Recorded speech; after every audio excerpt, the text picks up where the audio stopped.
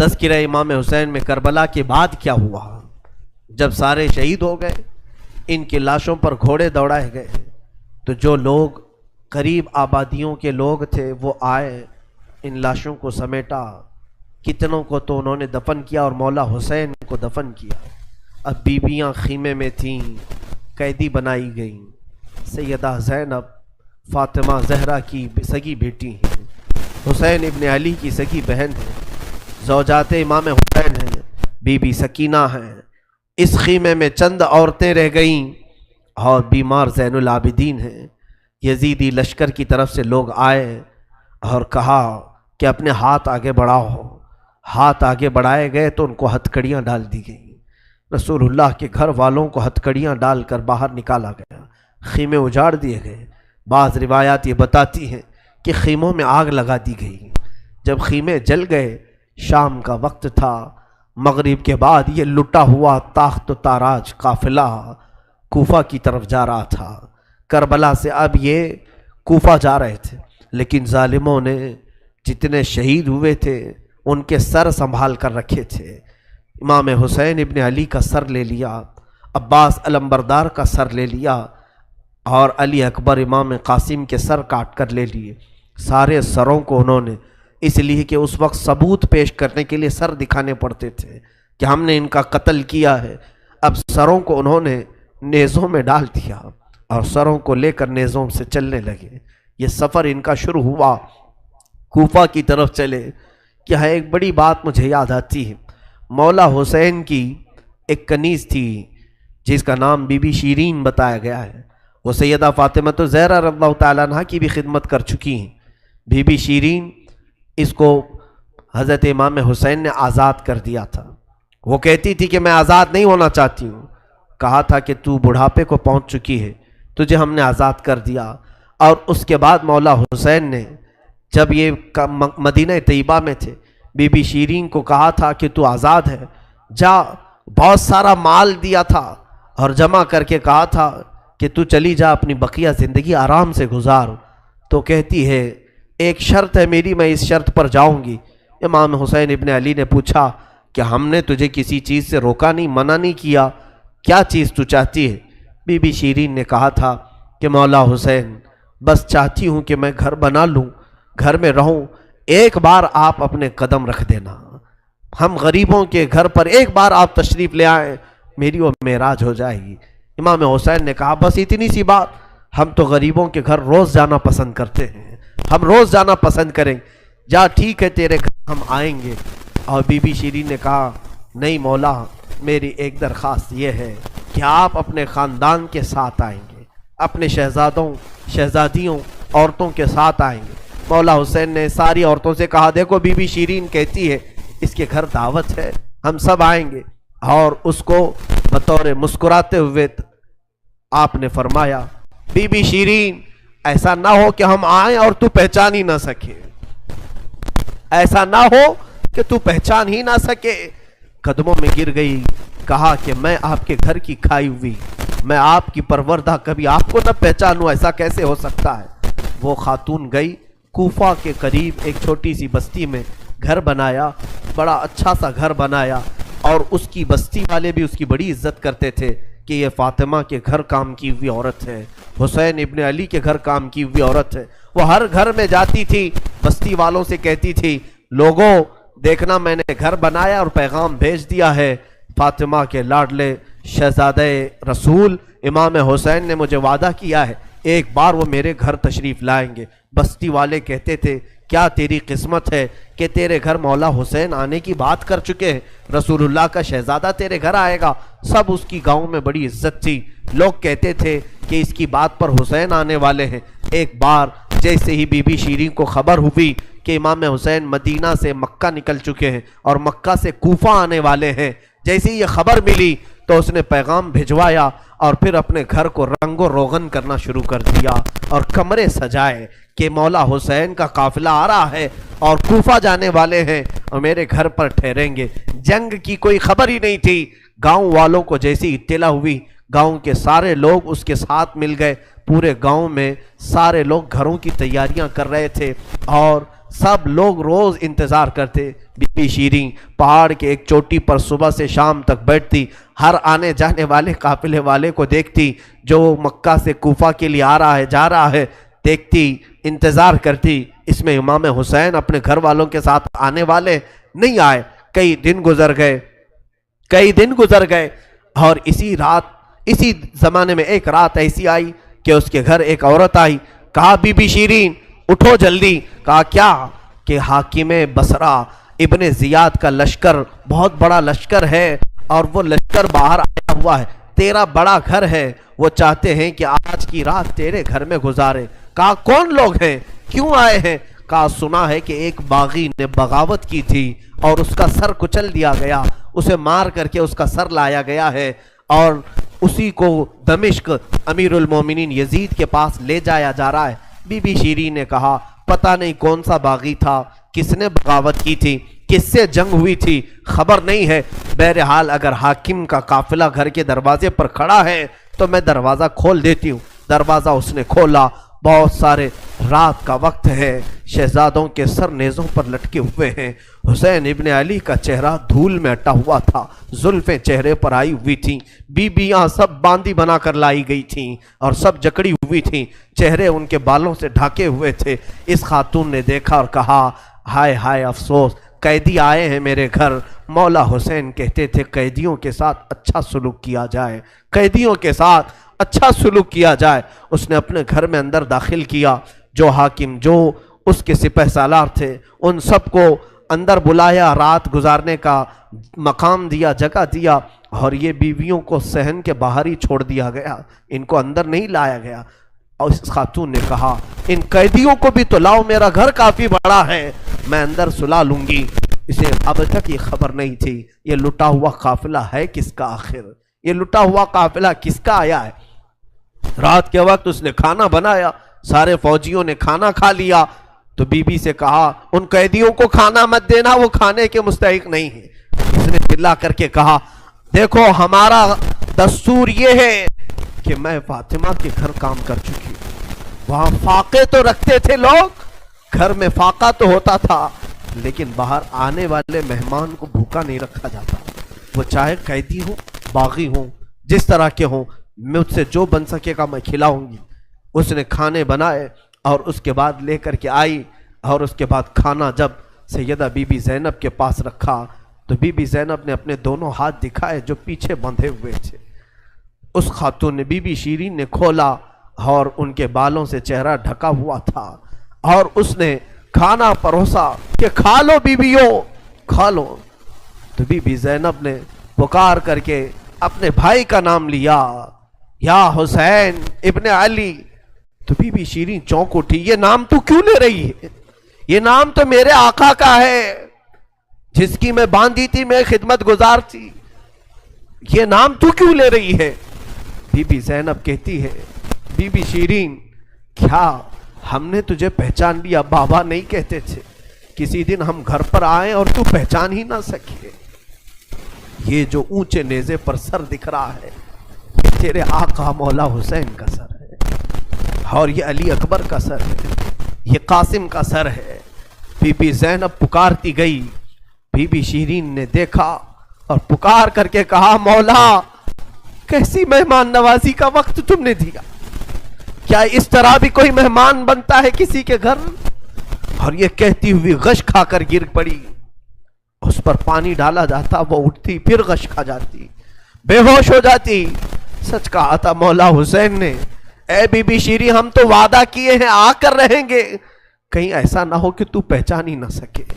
سچ کہا تھا مولا حسین، آپ اس حالت میں میرے گھر آئے کہ میں پہچان نہ سکی، کیونکہ وہم و گمان میں بھی نہیں تھا کہ فاطمہ کے لاڈلے کا کٹا ہوا سر کبھی گھر آ سکتا۔ وہ غش کھا کر کے گر گئی، روایات میں ہے۔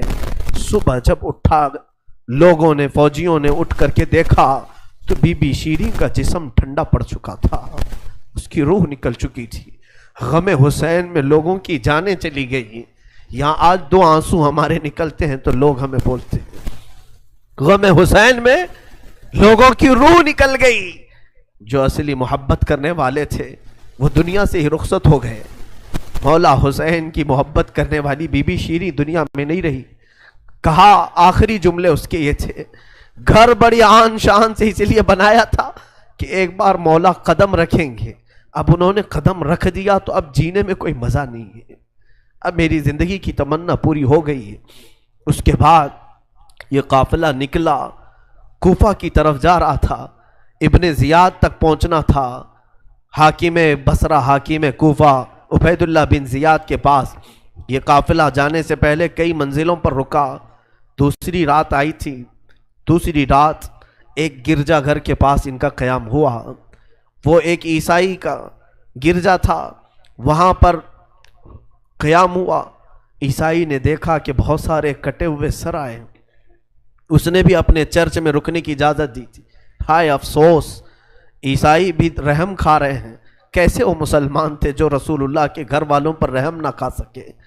عیسائی نے وہاں پر رکنے کی اجازت دی۔ اس کے بعد کہا، رات کو اس نے کہا کہ یہ جو سروں پر، یہ جو نیزوں پر سر ہیں، کیا یہ ہمیں ایک رات کے لیے دو گے؟ لوگوں نے کہا لے لو لے لو، لیکن امانت کے ساتھ واپس کرنا کہ یہ ہمیں دمشق پہنچانا ہے۔ اس نے سر حسین کو لیا، دھول کو صاف کیا، اس لیے کہ اسے دور سے ہی اس چہرے میں کچھ چمک نظر آ رہی تھی۔ اس عیسائی راہب نے رات کے وقت دیکھا، ایک تخت پر رکھ کر کے سر حسین کا غور سے مطالعہ کرنے لگا اور اپنی پرانی کتابوں سے ملانے لگا۔ پرانی کتابیں پڑھتا تھا اور چہرہ دیکھتا تھا، بار بار دیکھتا تھا، پھر چیخ کر کے کہا، ہاں میں اپنے مقام کو پہنچ گیا، اس لیے کہ مقدس کتابوں میں لکھا ہوا ہے نبی کے آخری نبی کا نواسا ظلمن قتل کیا جائے گا اور اس راستے سے جائے گا، اور یہاں کی گرجا میں اگر رکے تو گرجا میں جو خدمت گزار ہے وہ اس کی خدمت کرے، مولا اسے جنت عطا کرے گا۔ وہ عیسائی راہب کہتا ہے وہ چہرے میں ساری علامتیں جو کتابوں میں لکھی یہی ہیں، وہ ایمان لے آیا، کلمہ طیبہ پڑھا، اسلام قبول کیا، رات میں اس کی دنیا بدل گئی۔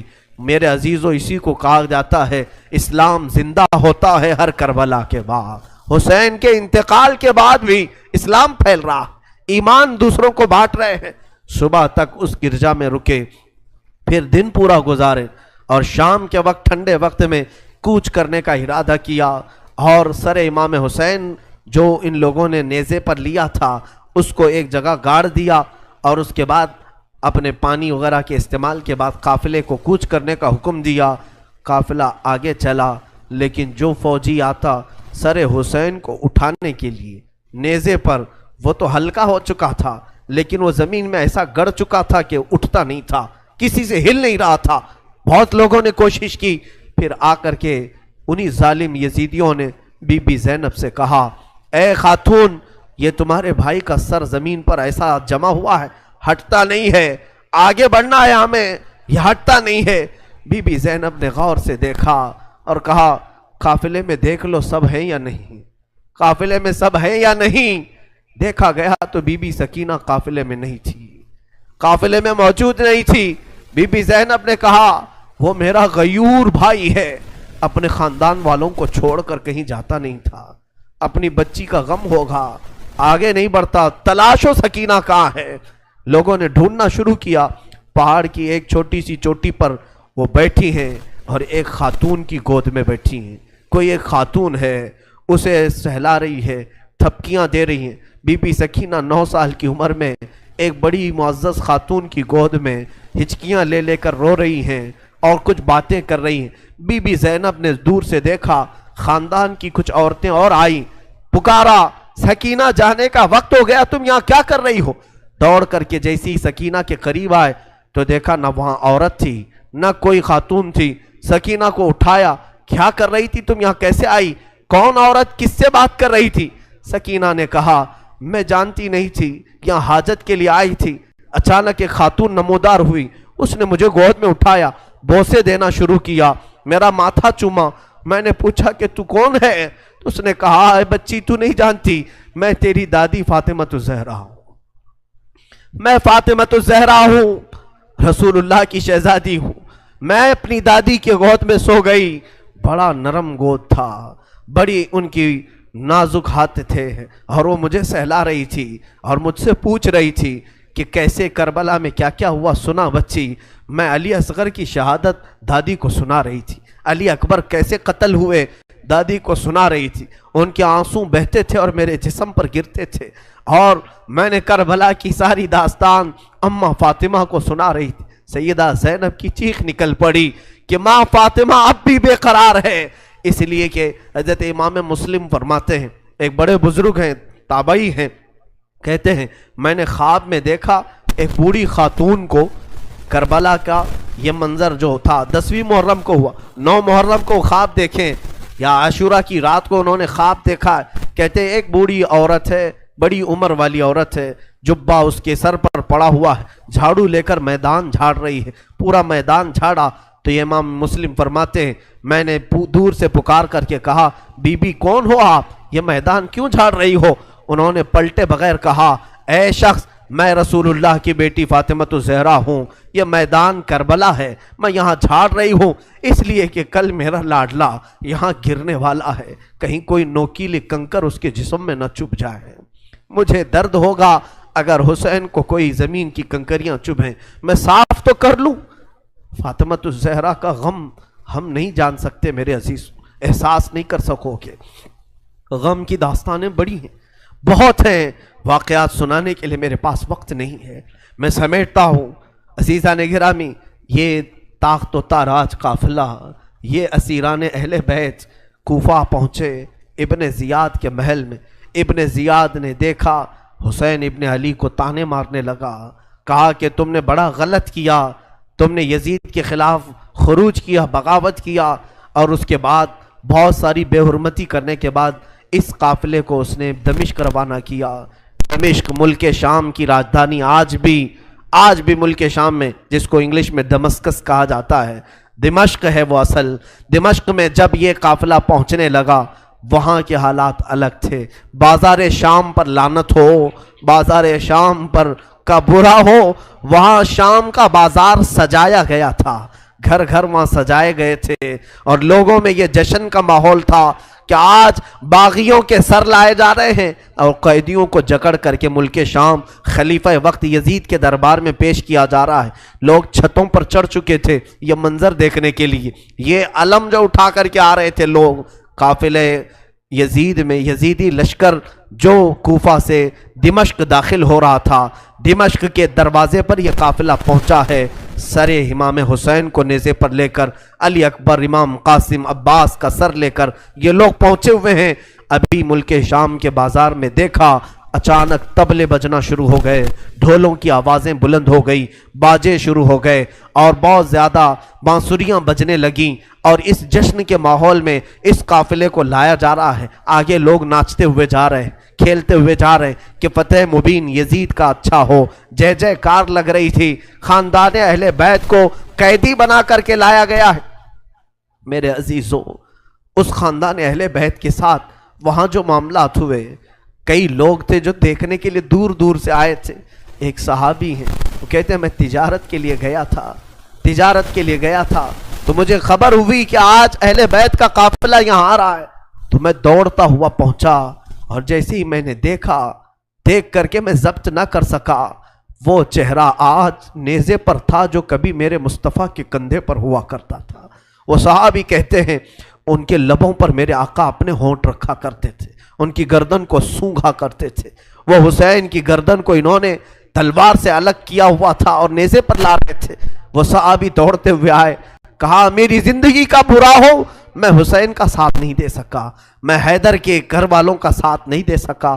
بچیاں تھیں جو قیدی بنا کر لائی گئی تھیں، دوڑ کر کے وہ صحابی آئے اور بی بی سکینہ کے پاس آئے، ننھی سی 9 سال کی عمر کی بچی بھی قیدی بن کر آئی، دوڑ کر کے ساتھ قریب آئے، پوچھا کہ بچی میں تمہارے غم میں برابر کا شریک ہوں، میں بھی تمہارے غم میں ساتھ ہوں، اہل بیت کا میں وفادار ہوں۔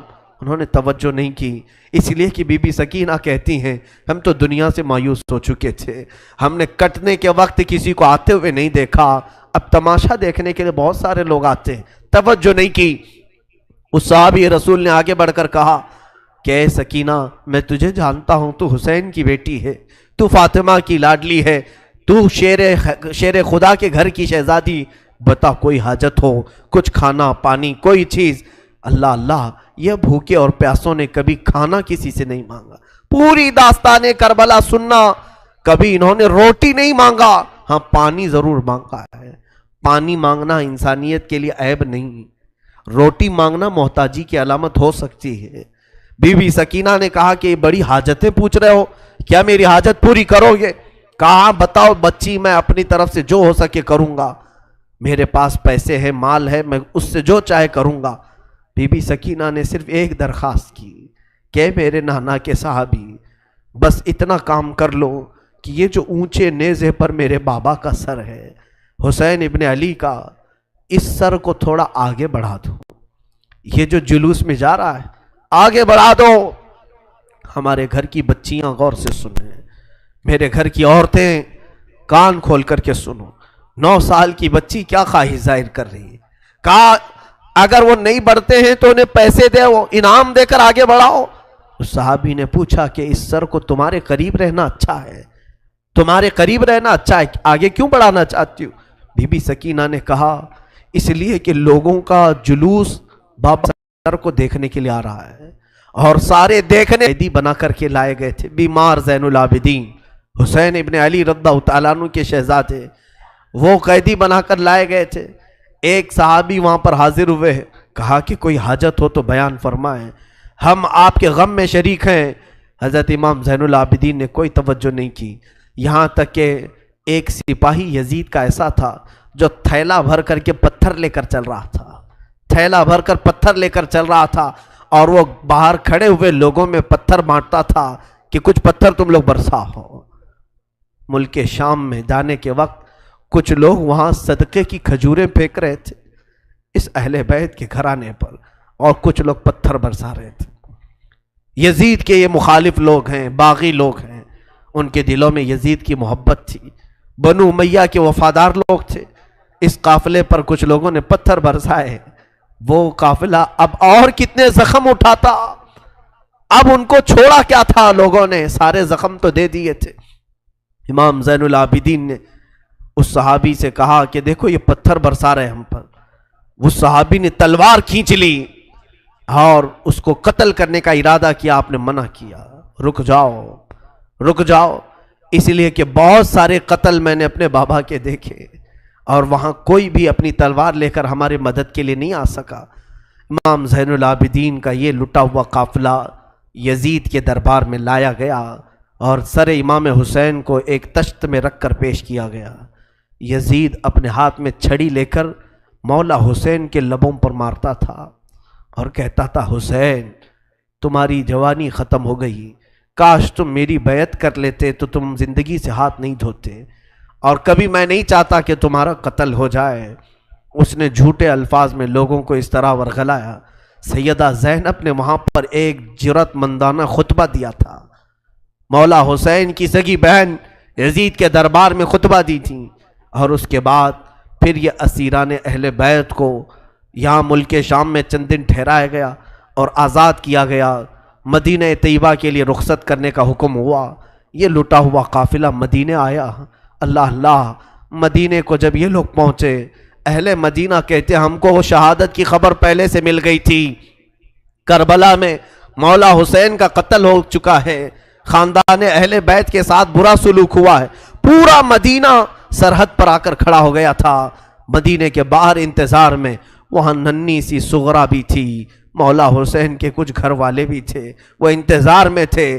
جیسے ہی لوگ مدینہ طیبہ میں داخل ہونے لگے، بیویوں کو دیکھ کر مدینے والے چیخ پڑے، سارے مدینے والے زاروں قطار رونے لگے۔ سیدھا یہ قافلہ آیا بارگاہ رسول میں، مصطفیٰ صلی اللہ علیہ وسلم کی قبر انور کے پاس پہنچ گیا، اور پھر بی بی زینب وہاں کھڑے ہو کر شروع سے لے کر اخیر تک کی داستان میرے آقا کو سنانے لگی۔ یا رسول اللہ، آپ کا دوش پر سوار ہونے والا شہزادہ، آپ کا محبوب نظر حسین بڑے زخموں سے چور چور تھا۔ یا رسول اللہ، وہ کربلا میں لاشیں اٹھاتا رہا، پیاسا رہا، بھوکا رہا۔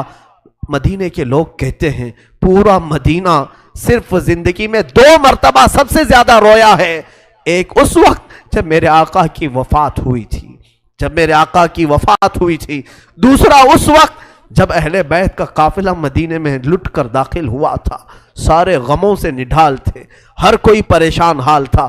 بی بی صغرا ننھی سی تھی، 6 سال کی تھی، بار بار لپٹ کر کے بی بی زینب سے کہتی ہیں وہ ننھا بچہ کہاں ہے علی اصغر جس کے ساتھ میں کھیلتی تھی، وہ کہاں ہے، فلاں کہاں ہے۔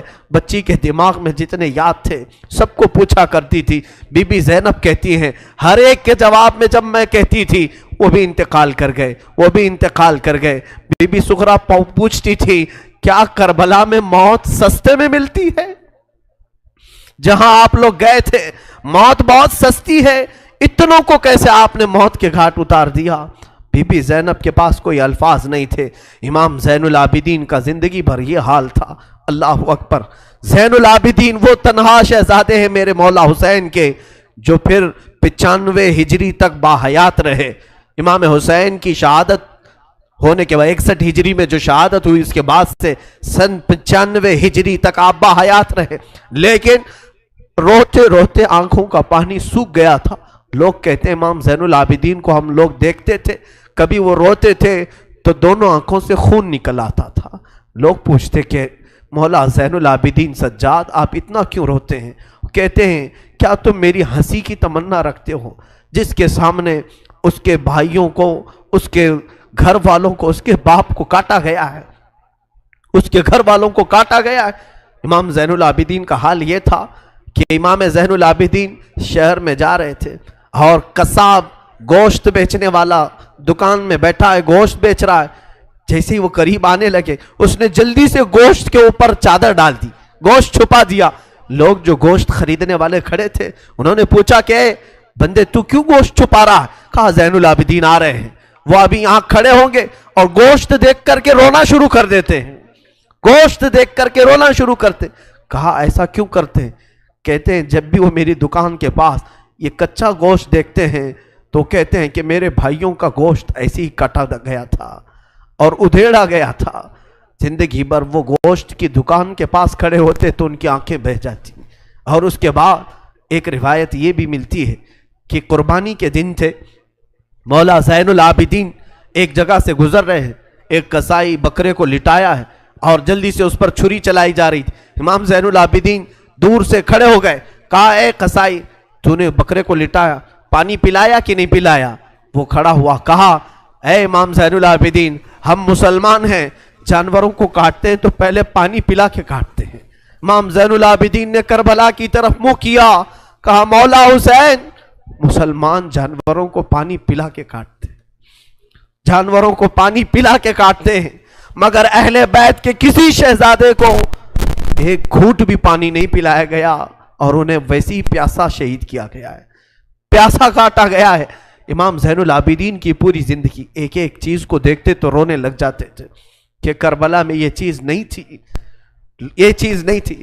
ایک وقت ایسا بھی آیا، کوفہ کا گورنر ابن زیاد، یہ اب اس کے برے دن شروع ہو چکے تھے۔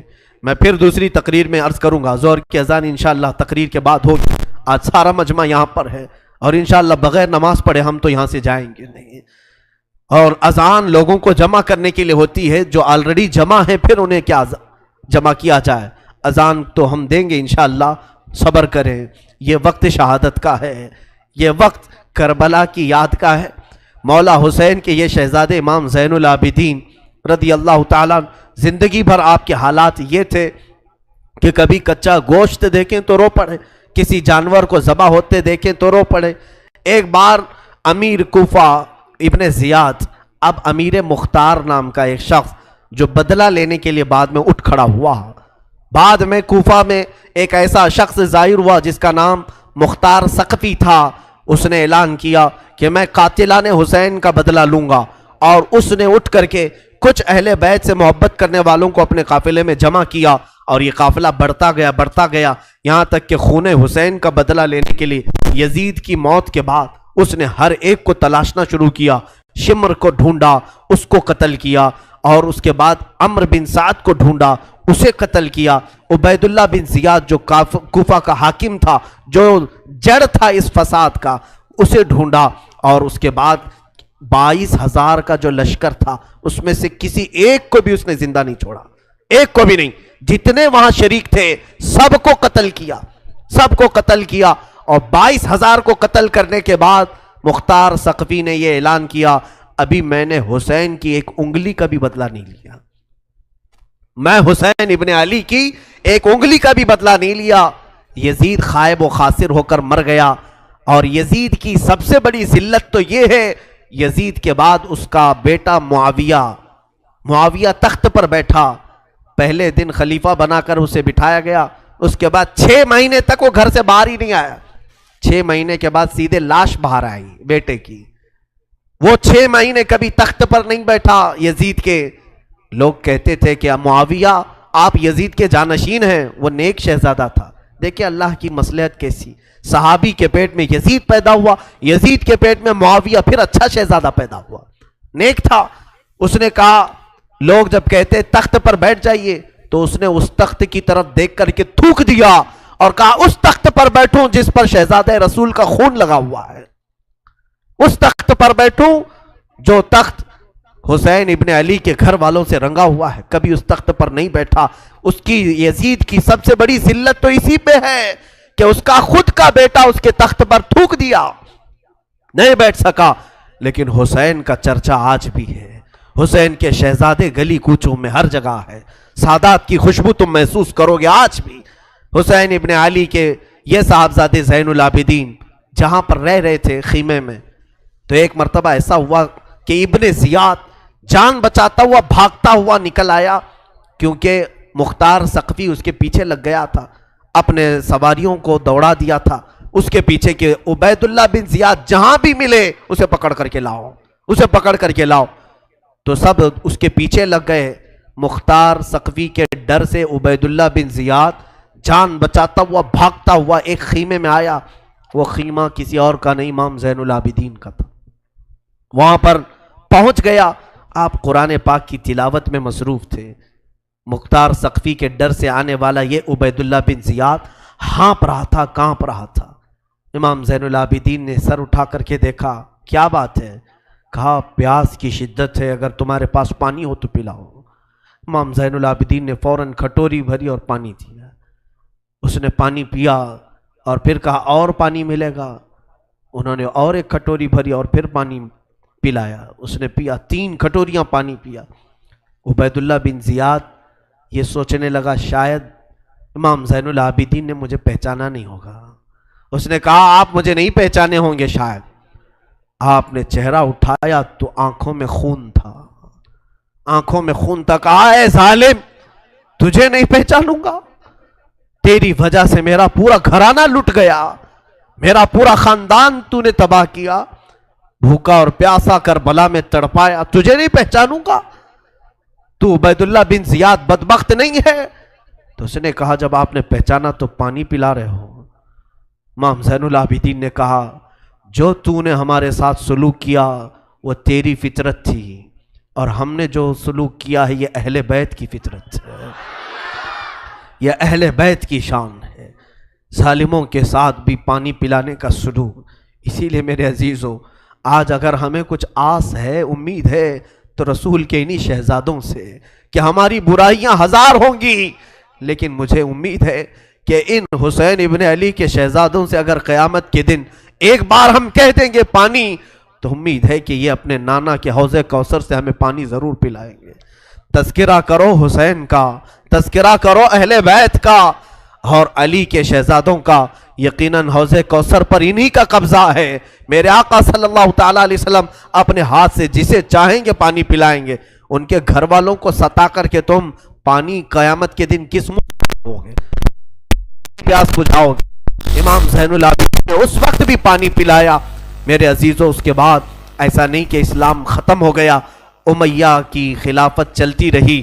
یزید کے بعد اس کا بیٹا معاویہ کے انتقال کے بعد پھر مروان حاکم بنا، مروان کی حکومت چلی. پھر اس کے بیٹے آئے تقریباً 90 ہجری تک، اور اس کے بعد 105 ہجری تک اسی امیہ خاندان نے خلافت کی باغڈور سنبھالی. اس کے بعد عباسی خلافت کا دور شروع ہوا.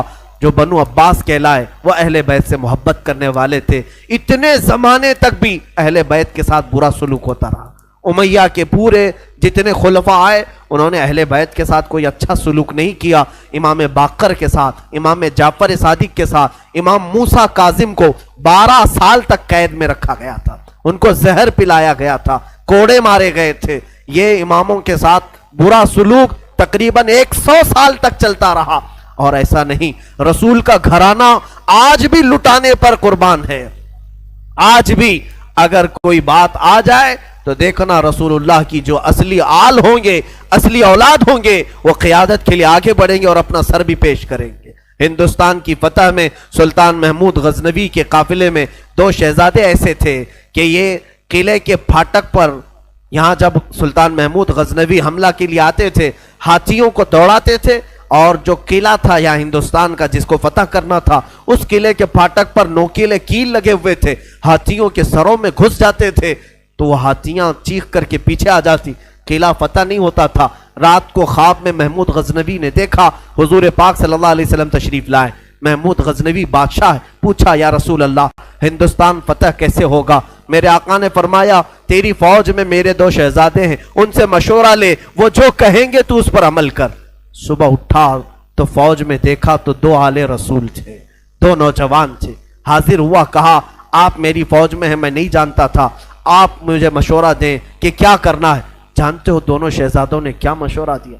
پہلے وعدہ لیا سلطان جو ہم کہیں گے اس پر عمل کرنا ہوگا. کہا بالکل عمل کروں گا. کہا بات در حقیقت یہ ہے جب تم ہاتھیوں کو دوڑاتے ہو یہ قلعے کا پھاٹک توڑنے کے لیے، اس قلعے پر نوکیلے کیل لگے ہوئے ہیں، وہ ہاتھیوں کے سر میں گھس جاتے ہیں، اس وجہ سے ہاتھی توڑ نہیں پاتے. کل صبح جب حملے کے لیے تم ہاتھیوں کو تیار کرو، ایک کام کرنا، ایک ہاتھی کے سر پر مجھے باندھنا، دوسرے ہاتھی کے سر پر میرے بھائی کو باندھنا. یہ دونوں شہزادوں نے کہا. محمود غزنوی تڑپ گیا، کانپ گیا، قیامت کے دن میں کیا جواب دوں، اور وہ منہ چھپا کر بھاگ آیا. دونوں شہزادے باہر آئے اور فوجیوں کو حکم دیا ہاتھیوں کے سروں پر ہمیں باندھا جائے. وہ خود انہوں نے ہاتھیوں کے سروں پر اپنے آپ کو باندھا. ہاتھی دوڑائے گئے اور ہاتھی دوڑ کر جیسے ہی قلعے کے دروازے پر ٹکر مارا اور وہ نوکیلے کیل انہی شہزادوں کے سینوں میں ایسے پیوست ہو گئے، اتنی تیزی سے چپ گئے کہ دونوں کی لاشیں انہی پھاٹک پر لٹکی رہ گئی اور وہ دروازہ ٹوٹ کر کے گر گیا اور ہندوستان میں اسلام کا پرچم لہرایا گیا تھا. یہاں پر بھی خون آل رسول ہے. میرے عزیزوں، یہ اہل بیت کے دم قدم سے ہم آج اسلام کی بہاریں دیکھ رہے ہیں. یہ سارا صحرا ان قربانیوں کو جاتا ہے. آج ہم نے تذکرہ امام حسین کیا. کچھ ذمہ داریوں کی بات اخیر میں کر جاؤں. آج جتنے بھی جوان یہاں حاضر ہیں میں حسین کا انہیں واسطہ دیتا ہوں، حسین کے لاڈلوں کا واسطہ دیتا ہوں. خیرت کرو، اب شرم کرو. اب تمہاری زندگی گزارنے کے وہ طریقے نہیں ہونا چاہیے جس طریقوں پر تم آج جی رہے ہو. آج تمہارے چہروں پر نہ حسین کی کوئی علامت ہے، نہ کربلا والوں کی کوئی علامت ہے. اے میرے عزیز بچوں، اے میری ماں اور بہنوں، اٹھو. کربلا والوں سے اگر تم محبت کرتے ہو تو آج علم حسین لو. اور علم حسین کا نام مپنجا نہیں بلکہ در حقیقت علم حسین قرآن مجید کا نام ہے. تم اپنے ہاتھوں میں اس مصحف پاک کو اٹھاؤ. کیا تم نہیں دیکھتے سر امام حسین بھی تلاوت کر رہا تھا جب دمشق کے بازار میں حسین کا سر لایا گیا تھا؟ اس وقت بھی لوگوں نے دیکھا نیزے کے اوپر سے امام حسین کے لبوں سے یاسین مبارکہ کی تلاوت کی آواز آ رہی تھی.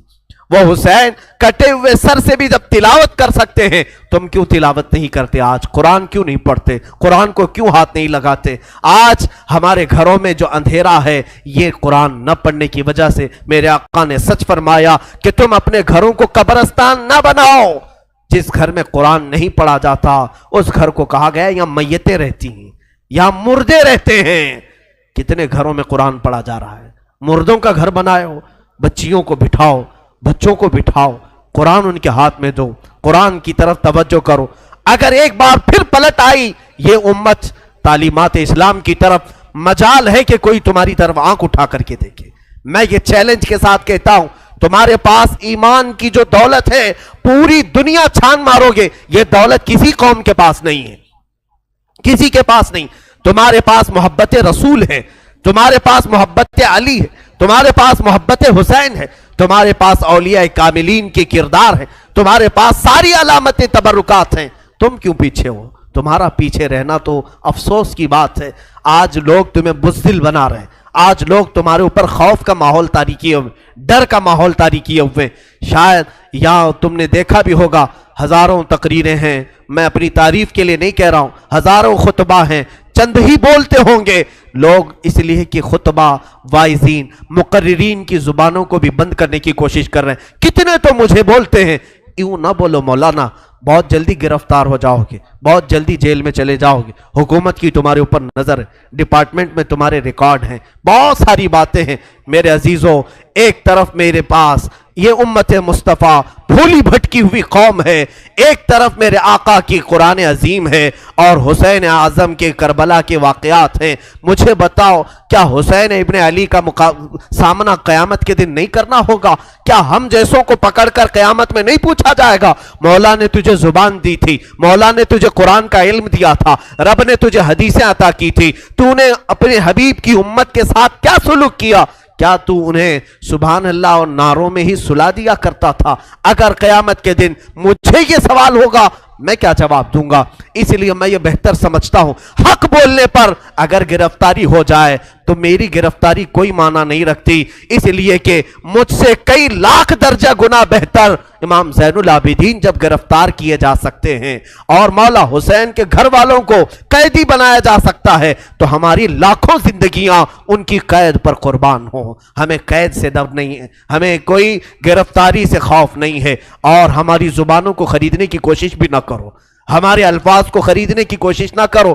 اے مسلمانوں، میں جو بول رہا ہوں ایک بات یاد رکھنا، اگر لوگوں میں بدگمانی ہے میرے متعلق، بدگمانی کرتے ہوں پیسوں کے لیے، مال کے لیے، یا میں اپنی فیلڈ بنانے کے لیے بول رہا ہوں، تم خام خیالی میں ہو۔ انشاءاللہ میں کس مقصد سے بول رہا تھا اور تم کس مقصد سے سن رہے تھے، آج میں صفائی نہیں دوں گا، کل بروز قیامت رسول اللہ کے سامنے فیصلہ ہو جائے گا، قیامت کے دن فیصلہ ہو جائے گا انشاءاللہ۔ میرا وجدان یہ کہتا ہے میں کہاں کھڑا رہوں گا اور تم کہاں کھڑے رہو گے، یہ قیامت کے دن ہی پتا چلے گا، قیامت کے دن پتا چلے گا۔ اگر میری بات آج آپ تک پہنچتی ہے تو عمل کی طرف آؤ، ہیلے بہانے نہ کرو۔ مجھے مارنا ہے مار لو، مجھے کوسنا ہے کوس لو، دو چار گالیاں مجھے دے لو، اگر دل ٹھنڈا ہوتا ہے۔ میرے اخلاق برے ہیں، میرے اعمال برے ہیں، ہو سکتا ہے میں نکما ہوں، ہو سکتا ہے میں کم علم ہوں، ساری باتیں مجھے منظور ہیں، لیکن جس چیز کی طرف میں تمہیں دعوت دے رہا ہوں وہ دعوت کو ہلکا مت سمجھو، اس بیان کو ہلکا نہ سمجھو۔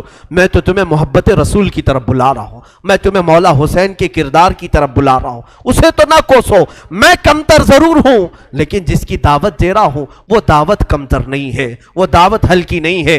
آؤ، میں ہزاروں نوجوانوں کی آج زندگیوں کو دیکھ رہا ہوں، تمہارے ہاتھوں میں آج دنیا نے کیا پکڑایا ہے؟ گندے نغمے، گندے موبائل کی فحش تصویریں، تم اسی کو دیکھ کر رات گزار رہے ہو، اسی سے صبح کر رہے ہو، تمہارے کان نغمے سن کر سوتے ہیں اور گانوں کی دھن پر صبح کرتے ہو۔ یہی اخلاق کل قیامت میں مولا حسین کے سامنے تم کھڑے ہوں گے، حشر کے دن تمہیں رسول اللہ کے سامنے کھڑا ہونا ہے، ان کے بچوں کے ہاتھ میں۔